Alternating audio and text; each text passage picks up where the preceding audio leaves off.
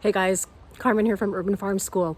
I'm profiling another plant today. I was actually on my way back from walking from another section on my property after shooting my previous video on alpine strawberries. And I noticed this plant that's been here for years. It's funny how things become invisible after so many years. You just walk by them every day. And I thought, wait a minute, this guy is really an awesome plant. So it's one that we see in many, many different forms. There's many different varieties of this one species. And the plant I'm talking about is a fantastic ground cover species, as well as having other uses. So I'm going to point down here at the base of my Schubert chokecherry and to this plant here. This is thyme. Look at what a gorgeous job this plant is doing covering the ground in this area under this tree. Now, what's really fantastic is this plant is performing a very important service for me. Now, do you see here? There's a few little seedlings coming up here. I'm underneath a Schubert chokecherry, which, drops these berries every single fall. And then in the spring, I end up with thousands upon thousands of seedlings from the Schubert. Now look at this area in which there is no ground cover. You can see how many of those little seedlings are sprouting out.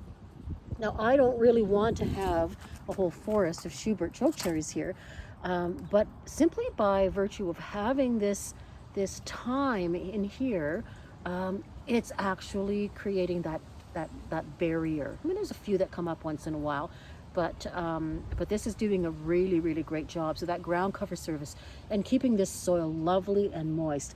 Now, this is an area that doesn't get that much sunlight. It maybe gets maybe 2 hours during the day of filtered light from this large tree. But look how well it's doing here.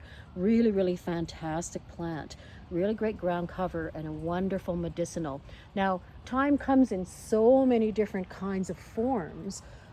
There's an application for just about everything. I'm just going to walk over here and show you some other thyme. This one is adjacent to my herb spiral here. You can see my little herb spiral. Now, this thyme is just a common culinary thyme, and it has been flowering pretty well nonstop. And what's lovely about this plant, this thyme, is that it seems to thrive just about anywhere. It's quite dry in this area. It was quite moist underneath the Schubert that I just showed you. But what's really great, in addition to being edible and having amazing medicinal properties as well, because of its ability to flower with these really tiny little flowers, this guy gets covered with bees, and it is such a fantastic pollinator support species for not only our important bee species, but a whole lot of other beneficial insects that prefer those smaller